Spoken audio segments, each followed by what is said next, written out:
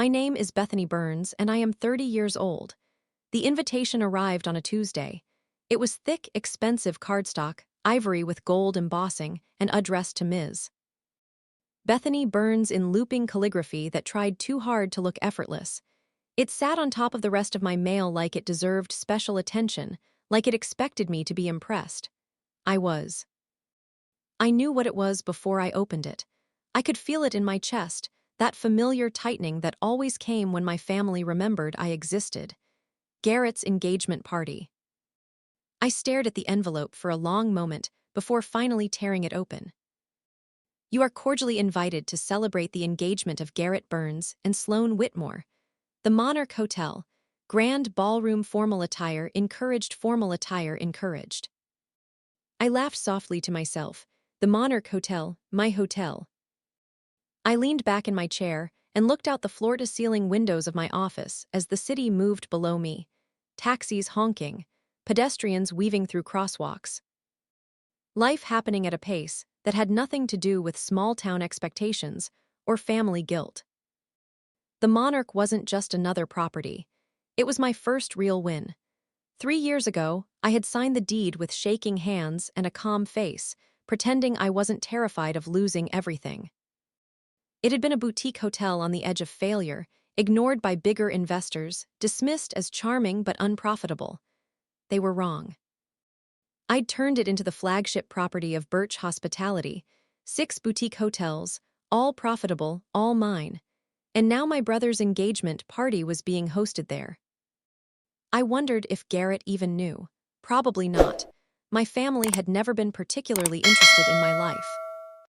As far as they were concerned, I'd moved to the city, struggled quietly, and existed somewhere on the periphery of success.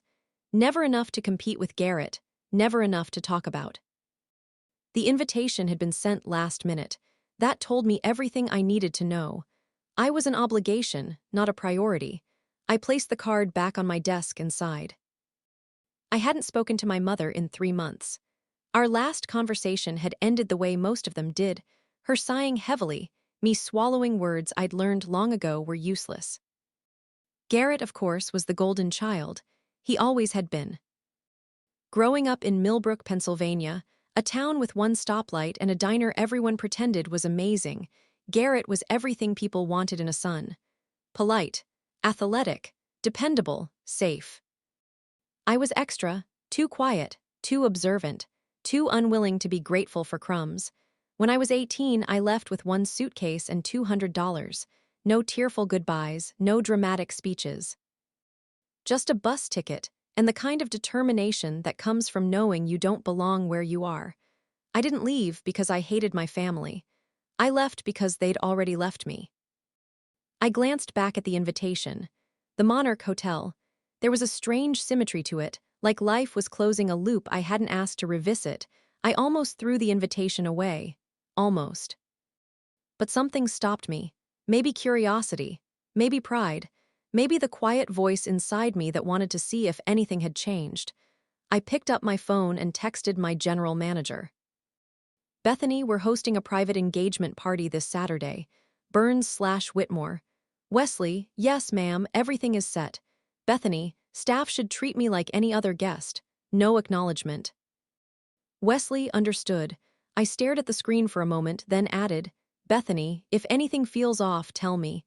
Saturday came faster than I expected. I didn't dress to impress. That was intentional.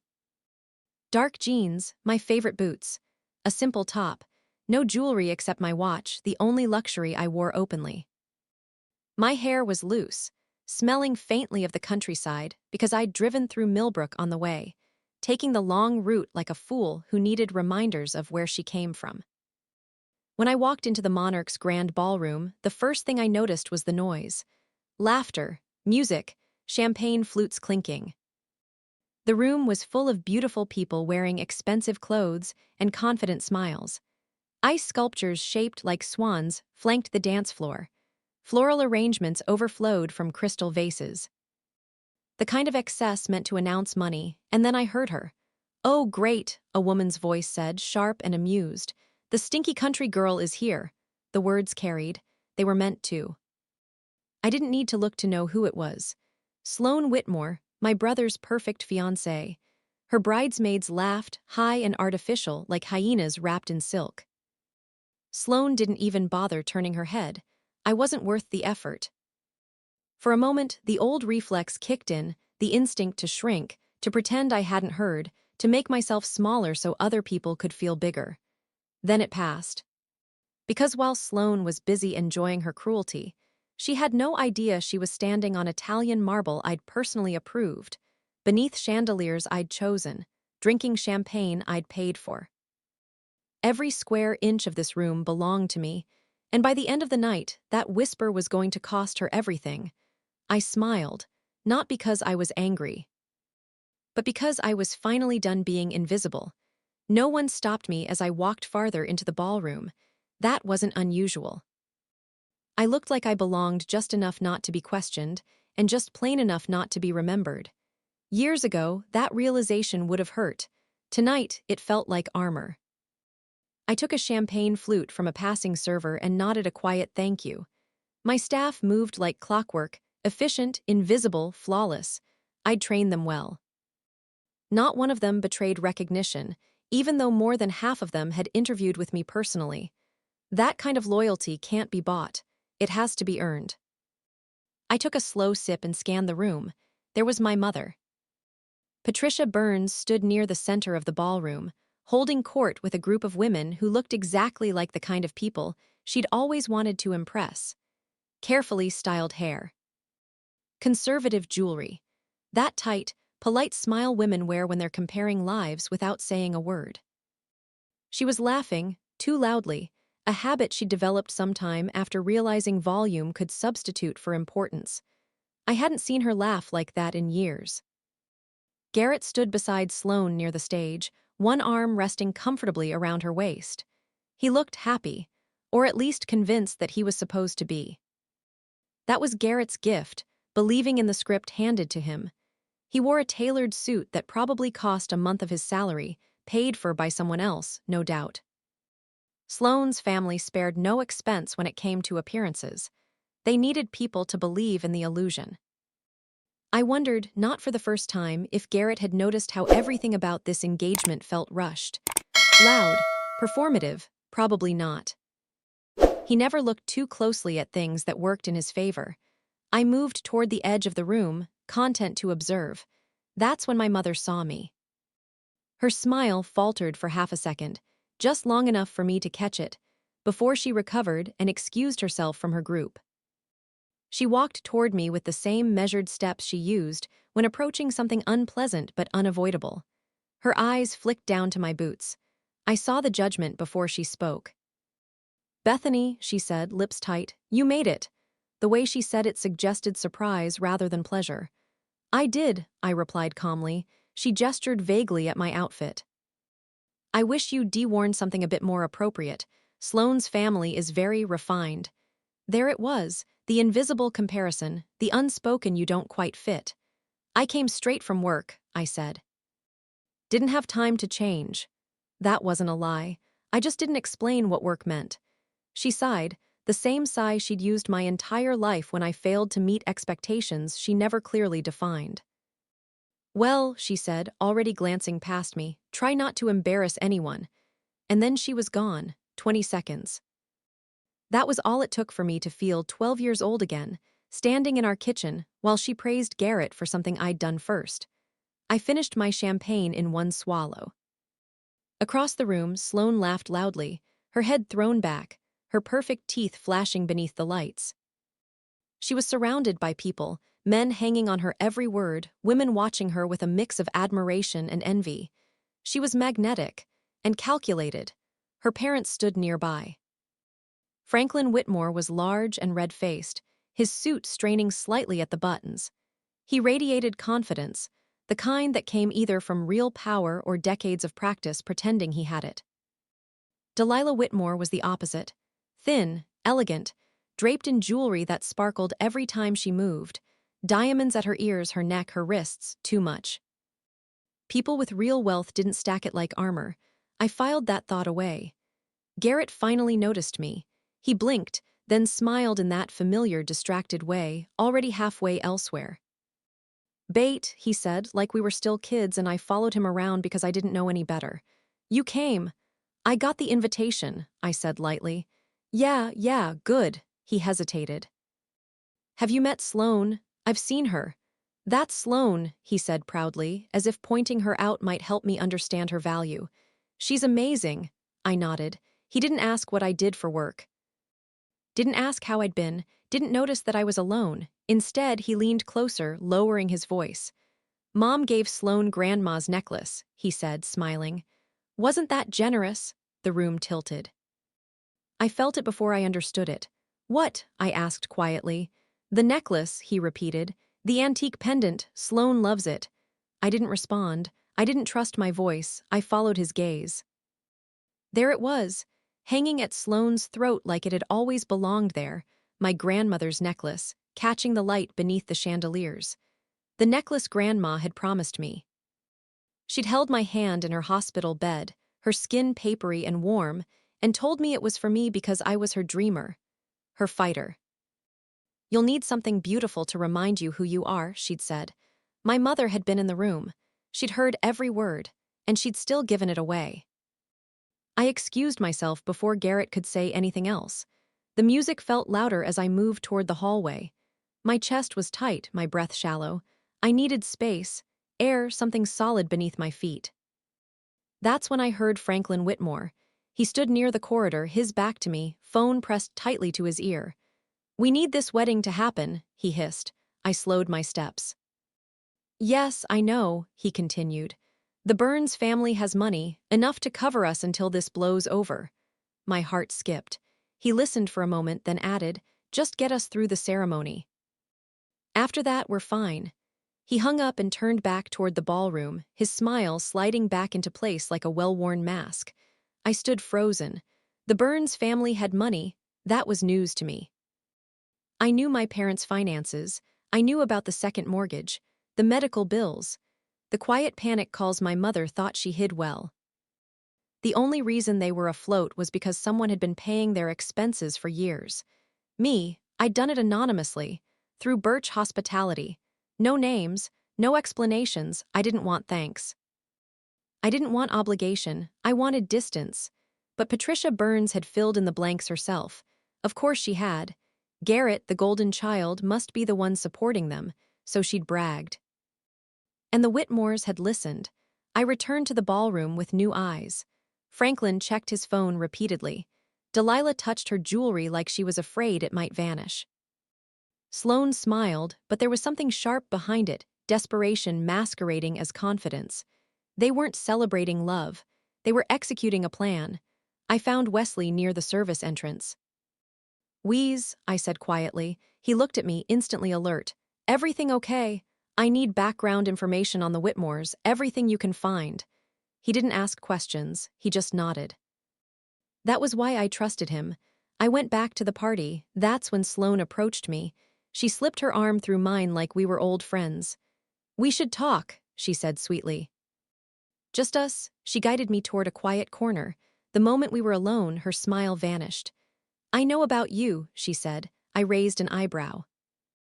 I know you send money home every month, she continued, playing the good daughter from afar. Her lips curled. Why would someone who can barely afford their own apartment do that? She asked. Unless you're trying to buy love, she leaned closer. Pathetic. I said nothing. She smiled again, sharp, cruel. Garrett told me everything, she said. How jealous you are. How the family only tolerates you. She patted my arm. It would be better if you stayed away, she said softly. Nobody would miss you. Then she walked away. I stood there, perfectly still. She thought I was broke. She thought Garrett was the source of the money. She thought I was nothing. Wesley appeared beside me, pale. You need to see this, he said, handing me a folder. My stomach dropped as I opened it. Court filings, financial records, investigations. The Whitmores, Wesley said quietly. They're being investigated for fraud. I closed the folder. The party continued behind us. Music, laughter, lies. I took a deep breath. Because now I knew exactly what I was dealing with. And Sloane Whitmore had just made the biggest mistake of her life. I took the folder from Wesley and nodded once. Thank you, I said. I'll handle it from here. He hesitated. Do you need anything else? Yes, I replied without looking up. Discretion. You have it, he said immediately. That was the thing about people who'd watched you build something from nothing. They didn't question your instincts. They trusted them. I slipped out of the ballroom and headed for the parking garage, the folder pressed tight against my side like it might try to escape. The cool concrete air hit my face as I stepped into the dimly lit space beneath the hotel. My heels echoed softly, the sound grounding me. I sat in my car and opened the folder properly. The first page was a summary. Franklin Whitmore, person of interest Delilah Whitmore, person of interest multiple LLCs, shell corporations, investor complaints. My jaw tightened as I turned page after page. This wasn't sloppy. It was methodical. They'd been running what amounted to a Ponzi scheme, collecting money from investors for real estate developments that either didn't exist or were wildly overvalued. Early investors were paid with funds from newer ones. The illusion of success had been carefully maintained. Until it was. I scanned the timeline. 6 months. That's all they had left before the entire thing collapsed. And suddenly, everything made sense. The rushed engagement, the excessive spending, the need to lock Garrett down fast. They weren't celebrating love. They were securing an exit. My phone buzzed. Garrett, can we talk? Something feels off. I stared at the screen. Too late. I put the phone face down and kept reading. Then I saw the Arizona case. 3 years ago. Same pattern, same crimes, different names. I exhaled slowly. I already knew what I needed to do, but before I made any moves, I needed confirmation. I dialed Rebecca Thornton. She answered on the second ring. Bethany, she said, what's wrong? I need you to verify something, I said. Fast. I summarized the situation. She listened without interrupting. I can confirm within the hour, she said when I finished. But Bethany, if this is what it looks like, you need to be careful. I know, I said. I always am. I hung up and immediately called Naomi Delaney. She answered, sounding amused. Bethany Burns, she said. Either you're buying another hotel or you've found something interesting. I've found something, I replied, and I need you to tear it apart. I sent her photos of the key documents. Give me everything, I said. Names, patterns, connections. You'll have it, she said. Give me 30 minutes. I leaned back in the seat and closed my eyes. I thought about my family. About my mother's bragging. About Garrett's blind trust. About the necklace around Sloane's neck. Part of me wanted to walk away. Let the Whitmores take what they wanted and disappear when it all collapsed. Let my family deal with the consequences of ignoring me for years. But I couldn't. Not because they deserved saving. Because I wouldn't be able to live with myself if I didn't try. My phone rang. Naomi. Her voice was sharp with excitement. Bethany, she said, you're not going to like this. Tell me anyway. These people have been doing this for over a decade, she continued. Different states. Different identities. I gripped the steering wheel. The bride, she said, her name isn't Sloane Whitmore. I closed my eyes. Her real name is Sandra Williams. I laughed. I couldn't help it. Sandra, Sloane, Stephanie probably next time. They're partners, Naomi continued. The parents aren't her parents, they're part of the con. I thanked her and hung up. My phone buzzed again. Rebecca, it's real. Federal investigation, active warrants. I stared out at the garage wall, then I smiled. Because now I wasn't just protecting my family, I was ending a con. I got out of the car and walked back toward the hotel. The night air was warm. Inside, an engagement party was about to turn into a crime scene. By the time I stepped back into the Monarch, the music felt louder. Or maybe I was just more aware of it, every beat counting down to something no one else in that ballroom knew was coming. The party had shifted into its second phase. Jackets were coming off. Champagne flutes were being refilled without asking. Laughter was looser now, the kind that comes from alcohol and the comfort of thinking the night can only get better. I moved through the room unseen. That was my advantage. Sloane was near the dance floor, surrounded by guests, her hand resting possessively on Garrett's arm. She leaned close to him, whispering something that made him laugh. He looked relaxed again, the doubt from earlier smoothed over by her practiced charm. She was good at this. I wondered how many men she'd convinced before him. My mother stood near Delilah Whitmore, nodding enthusiastically as Delilah spoke. Patricia's face was animated, proud. I could almost hear her bragging, about Garrett, about his stability, about how well he took care of his parents. I swallowed. Across the room, Wesley caught my eye. He approached casually, clipboard in hand, like this was just another operational check-in. "Everything's ready," he said under his breath. "Good," I replied. "Franklin's toast is still scheduled for 9. "Yes," he said. "He's been asking about the AV system." Of course he had. Men like Franklin liked control. "They won't know what hit them," Wesley added quietly. I gave him a small smile. "Just make sure the timing is perfect." He nodded once and walked away. I checked my watch. 8:41 p.m. My phone vibrated. "Garrett, bait please, something isn't right. Where are you?" I stared at the message longer this time. For a moment, just a moment, I considered pulling him aside. Showing him everything quietly. Letting him cancel the engagement before it all exploded. But then I remembered Sloane's voice. "Nobody would miss you." I typed a response. "Bethany, we'll talk after the toast. Trust me." I slipped the phone back into my pocket. The next 20 minutes felt like hours. Franklin moved around the room shaking hands, clapping people on the back, laughing too loudly. Delilah kept smoothing Sloane's dress, whispering reminders to smile. Sloane herself looked radiant and hungry. She kept glancing at the screens behind the stage, probably imagining wedding photos and future announcements. She had no idea those screens were about to betray her. 8:55 p.m., the DJ lowered the music. A ripple of attention moved through the crowd as Franklin climbed the small stage and took the microphone. I positioned myself near the back of the ballroom. This was it. Franklin cleared his throat and smiled broadly. "Good evening, everyone," he began. "Thank you all for being here tonight to celebrate something truly special." Applause. He gestured toward Garrett and Sloane. "When my daughter first brought Garrett home," he continued, "I knew immediately that this young man was someone extraordinary." I almost laughed. Franklin talked about family, about legacy, about building something lasting. Every word was polished. Every word was a lie. He raised his glass. "To love," he said, "to family, to forever." I pulled out my phone and sent Wesley a single word. Now the screens flickered. At first, no one noticed. Then the slideshow froze. Then it changed. The smiling engagement photos vanished, replaced by a stark legal document stamped with court seals. A murmur spread through the room.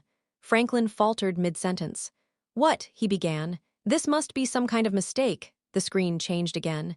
Financial statements, wire transfers, shell companies. The murmurs grew louder. Franklin turned toward the AV booth, panic flashing across his face. "Turn that off," he snapped. But the screens kept moving. A news article appeared. "Real estate moguls under investigation in Phoenix fraud scheme," then photographs. A younger Sloane, different hair, different name beneath the image. Sandra Williams. The room went silent. Sloane's champagne glass slipped from her fingers and shattered on the marble floor. Garrett stared at the screen, then at Sloane, his face draining of color. Franklin tried to step off the stage. 2 security guards blocked him. That's when I walked forward. My boots echoed with each step. Wesley's voice came through the speakers, calm and clear. "Ladies and gentlemen, please welcome the owner of the Monarch Hotel and CEO of Birch Hospitality, Miss Bethany Burns." The silence was absolute. I took the microphone from Franklin's shaking hand. "Good evening," I said evenly. My mother looked like she'd seen a ghost. I gestured to the screens behind me. "I thought you all deserved to know who you were really celebrating tonight," Sloane screamed. "You're lying," she shouted. "She's lying," I smiled at her. "Funny," I said. "Because I didn't fake the federal investigation that's been following you for 2 years." Right on cue, the ballroom doors opened. 4 agents stepped inside, badges visible. Agent Carla Reeves led the way. Franklin bolted. He made it 10 feet. Then it was over. The moment Agent Carla Reeves stepped fully into the ballroom, the air changed. You could feel it like pressure dropping before a storm finally breaks. Franklin Whitmore didn't even pretend anymore. The confident smile, the polished host, the proud future father-in-law gone. He twisted, shoved past a guest, and ran. He didn't make it far. Agent Reeves caught him with a calm efficiency that spoke of long experience. One hand on his shoulder, firm but controlled, she guided him backward as if he were nothing more than a misbehaving child. "Franklin Whitmore," she said evenly, "or whatever your legal name is today, you are under arrest for wire fraud, investment fraud, and conspiracy." Gasps rippled through the crowd. Delilah Whitmore collapsed into a nearby chair, her face crumpling as mascara streaked down her cheeks. She clutched at Franklin's arm as if she could physically anchor him to the life they'd been pretending to live. "This is a mistake," she sobbed. "We can explain everything." Agent Reeves didn't look at her. "Ma'am," she said coolly, "you'll have the opportunity to explain that to a judge." One of the other agents stepped forward and placed handcuffs on Delilah. Sloane, Sandra, stood frozen. Her mouth opened and closed, but no sound came out at first. Her eyes darted wildly, from the screens, to her parents, to Garrett, to me. Then she screamed. "You did this," she shrieked, pointing straight at me. "You ruined everything." Security moved in immediately, but Garrett stepped forward before they could restrain her. "Sloane," he said hoarsely. "Is this true?" She turned to him, panic flashing across her face. "Garrett, listen to me," she pleaded. "They're lying. She's jealous. She's always been jealous of you." She grabbed his arm. "Tell them," she begged. "Tell them you know me, you love me." Garrett looked at her for a long moment. I watched something break inside him. "I don't know you," he said quietly. The words landed harder than any shout could have. "I don't even know your real name," he continued. "Everything about you was a lie." Sloane's expression twisted, desperation curdling into rage. "You think you're better than me," she screamed, turning back toward me. "You're nothing, you were supposed to be nothing," she lunged. Security caught her instantly, gripping her arms as she fought wildly, her perfectly styled hair falling loose, her dress wrinkling as she struggled. As they dragged her away, she spat one last insult at me. "Stinky country girl," I leaned closer as she passed. "This stinky country girl," I said softly, so only she could hear, "owns the ground you're standing on." Her scream echoed as the doors closed behind her. The room was silent. Then slowly, confused murmurs began to rise. I turned back to the guests. "Well," I said calmly, "the food is already paid for. The bar will stay open." Nervous laughter rippled through the crowd. The DJ hesitated, then started playing again, softly at first, then louder. The engagement party was over, but the reckoning was. Garrett stood a few feet away, staring at the empty space where Sloane had been. He looked smaller somehow, lost. He finally turned to me. "How did you know?" he asked. I didn't soften my voice. "I listened," I said. "I watched, I paid attention." He swallowed. "I'm sorry," he said. "I didn't see it, I didn't see you." For the first time in my life, his apology didn't feel like an obligation. It felt real. My mother approached slowly, her face pale, her hands trembling. "Bethany," she whispered. I didn't answer immediately. Instead, I pulled out my phone and opened my banking app. I showed her 4 years of transfers, mortgage payments, utilities, medical bills. "All of it was me," I said. "Not Garrett." Her knees nearly buckled. She covered her mouth with her hand, tears spilling freely now. "Oh my God," she whispered. "I was so wrong." "Yes," I said quietly. "You were." Garrett bent down and picked something up from the floor, my grandmother's necklace. He walked toward me and placed it in my hand. "This was always yours," he said. "I'm sorry." The weight of it felt right, like something lost had finally come home. I closed my fingers around it, and for the first time that night I felt light. The ballroom didn't empty all at once. People lingered in small clusters, whispering urgently, phones already out, thumbs flying across screens. Some guests left immediately, faces pale, heels clicking hurriedly toward the exits as if fraud charges might be contagious. Others stayed, drawn by the open bar and the strange gravity of witnessing history in the making. I stood near the edge of the room and watched it all with a kind of detached calm. The ice sculptures were melting now, their elegant swans slowly losing shape, puddles forming at their bases. It felt symbolic in a way that was almost too perfect, the illusion dissolving under the heat of reality. Agent Reeves approached me once the Whitmores were gone. "Ms. Burns," she said, extending her hand, "you did our job a lot easier tonight." I shook it. "Glad to help." She studied me for a moment. "You could have come to us earlier." "I needed to be sure," I said. "And I needed them not to run," she nodded. "You timed it well. I had good motivation." Her mouth twitched just slightly. "If we need anything further, my office will be in touch." As she turned to leave, I felt something loosen in my chest, like a breath I'd been holding for years had finally been released. The noise level in the room dropped suddenly. I turned. My mother stood a few feet away, staring at the space where Sloane had been dragged out. Her shoulders were slumped, her posture uncharacteristically uncertain. She looked older, smaller. She approached me slowly. "I don't know what to say," she said. "That's a first," I replied, not unkindly. Her lips trembled. "I truly believed Garrett was—" "I know," I interrupted gently. "That's the problem." She flinched, but she didn't argue. "I gave away your grandmother's necklace," she whispered. "I didn't even ask you." "No," I said, "you didn't."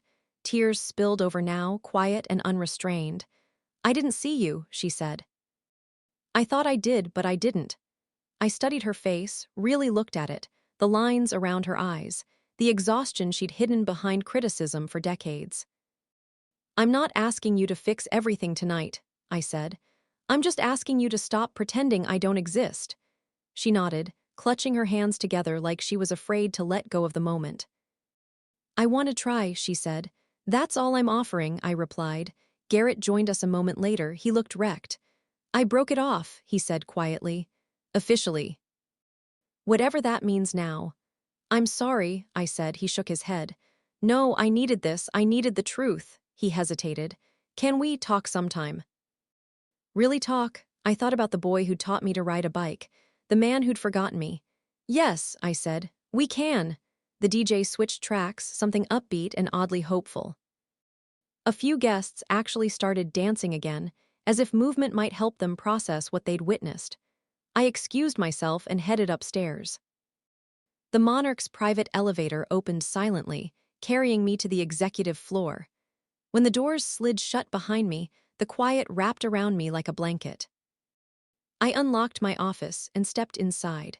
The city skyline glittered beyond the windows, unaware that anything unusual had happened at all.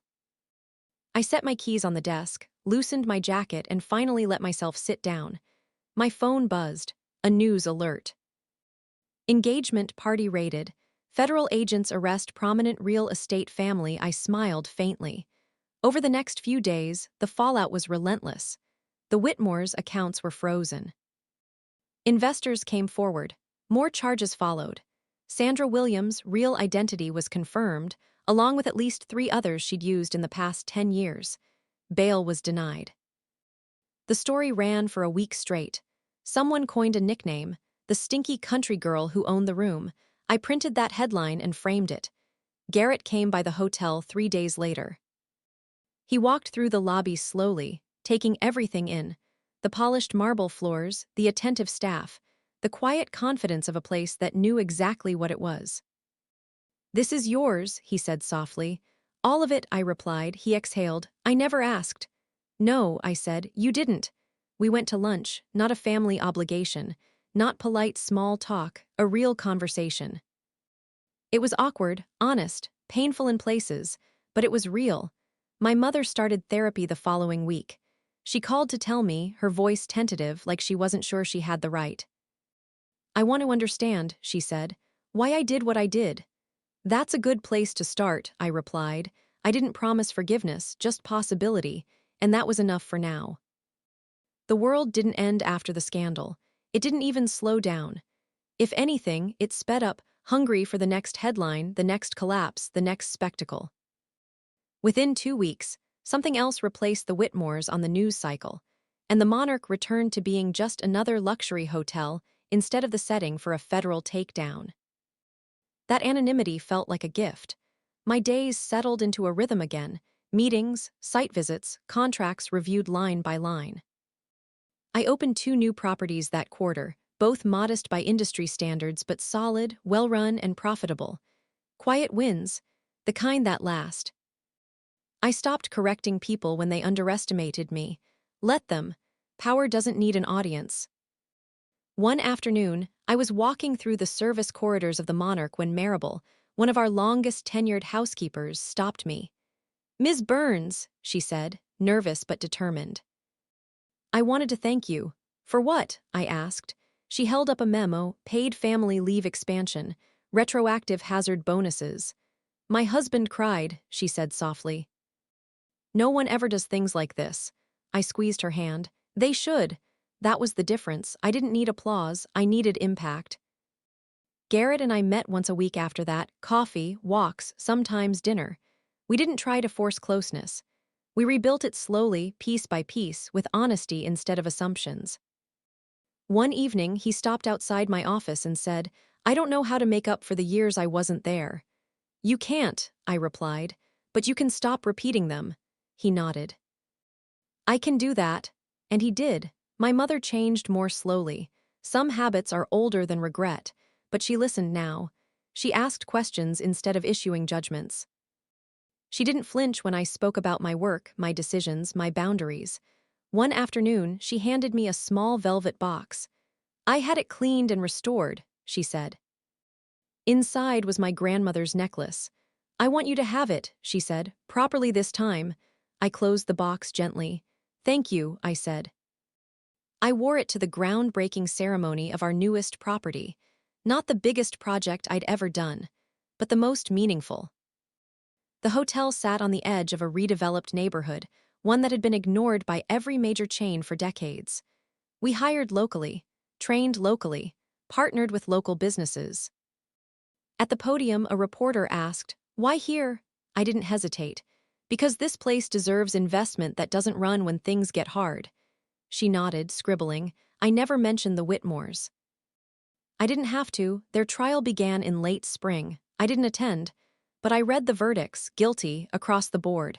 Sentencing would take years. Some people called me vindictive. Others called me inspiring. Most didn't know my name at all. And that was fine. One night, long after the hotel lights dimmed, I stood alone in my office and looked out at the city. I thought about the girl I used to be, the one who was told she smelled like the farm, that she was lucky to be tolerated, that her worth was measured by how useful she was to others. I wished I could tell her something, not that it would all work out, not that she'd get revenge, just this: they were wrong. My phone buzzed, a message from Wesley.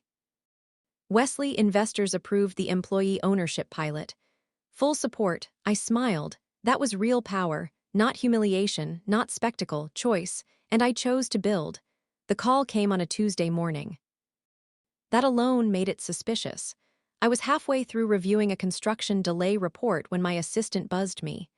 "Ms. Burns," she said carefully, "there's a Daniel Cross on line 2. Says it's sensitive."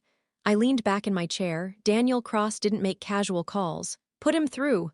The line clicked. "Bethany," Daniel said smoothly. "It's been a while."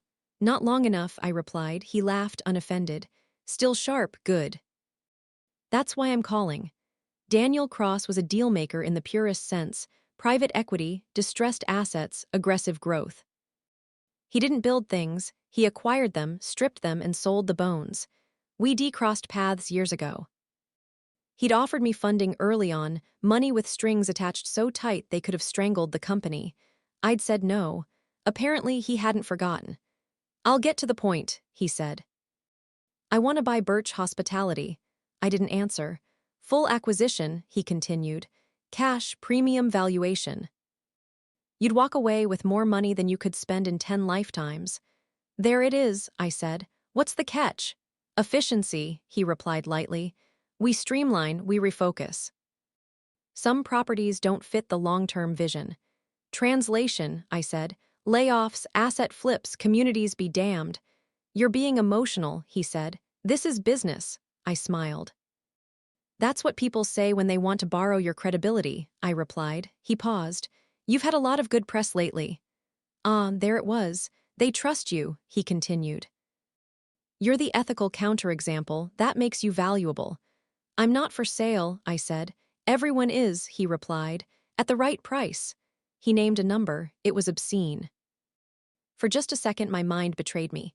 Freedom, no more meetings, no more responsibility, I could walk away. I closed my eyes, I saw Maribel's face. The neighborhood hotel. The employee ownership pilot. I'll think about it, I said.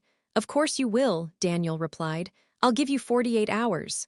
The line went dead. I didn't move for a long time. That evening I met Garrett for our usual walk. He noticed immediately. You're distracted, he said. I was offered something, I replied. He waited. Enough money to never work again. He stopped walking. Do you want it? He asked. I thought carefully before answering. I want what it promises, I said, not what it costs. He nodded slowly. Then you already know. Later that night, I sat alone with the offered documents spread across my desk. They were immaculate, every risk hedged, every liability externalized, including the people. I reached the final page, signature line. I picked up the pen, then I put it down. Instead, I opened a new document. Subject, Strategic Partnership, Employee Equity Expansion. I worked until dawn. The next morning, I called Daniel Cross back. I'm flattered, I said, but I'm not selling. Silence. Then cool amusement. You're making a mistake, he said. No, I replied. I'm making a choice. The line went dead again. This time I smiled, because temptation hadn't won, and because for the first time in my life I wasn't proving anything to anyone else. I was choosing myself. The courtroom smelled like old wood and recycled air. I hadn't planned on coming. But the night before sentencing, I woke up with a familiar pressure in my chest, the kind that only eased when things were finished properly. So I went. I sat in the back row, unnoticed, unannounced. No press badge, no entourage, just another face in a room that had waited a long time for this day. Franklin Whitmore looked smaller than I remembered. The tailored suits were gone, replaced by a wrinkled jacket that didn't quite fit. His hair was grayer. His hands shook as he folded them in front of him. Delilah stared straight ahead, her jaw clenched so tightly it looked painful. Sandra Williams, formerly Sloane Whitmore, didn't look at anyone. She wore a plain dress. No jewelry, no charm. When the judge began to speak, the room went silent. The charges were read, the victims named, the years calculated, decades. Sandra's composure cracked when restitution was mentioned, real numbers, real consequences. She glanced wildly around the room, searching for someone to save her. Her eyes landed on me. Recognition flared, hatred followed. I didn't look away, not to intimidate her, to show her something she'd never had. Indifference. The gavel came down, it was over. Outside the courthouse, the press swarmed the steps. Questions flew about justice, about greed, about whether I felt vindicated. I kept walking. Vindication is loud, closure is quiet. That afternoon, I drove out of the city alone. The highway opened up into wide fields and low fences. The land flattened, then rose gently, familiar in a way the skyline never was. I hadn't been back in years. The farmhouse still stood, paint peeling, porch sagging slightly on the left. Someone had replaced the mailbox, but the dirt road was the same. I parked and got out. The air smelled like soil and wind. I walked the perimeter slowly, boots crunching over gravel, past the barn where I'd learned to fix things because no one else would. I took my grandmother's necklace from my pocket. I didn't put it on, I held it. I did okay, I said aloud, feeling faintly ridiculous, but also lighter. I sat on the porch steps and let the silence stretch. For the first time, I didn't feel like I was bracing for impact. I wasn't managing a crisis. I wasn't anticipating judgment. I was just there. That night back in the city, Garrett called. I heard you went, he said. Yes. How do you feel? I considered the question. Done, I said. He exhaled softly. I'm glad. So am I, my mother called the next day. She didn't talk about the trial. She asked if I wanted to come to dinner, just dinner, no guests, no expectations. I'd like that, I said. And I meant it. That evening, as I set my phone down, I realized something had shifted. I wasn't the one holding everything together anymore. I didn't need to be hypervigilant or perfect or unbreakable. I had built something strong enough to stand without me gripping it at all times. The strength I'd carried for so long, I set it down. And it didn't disappear, it just changed shape.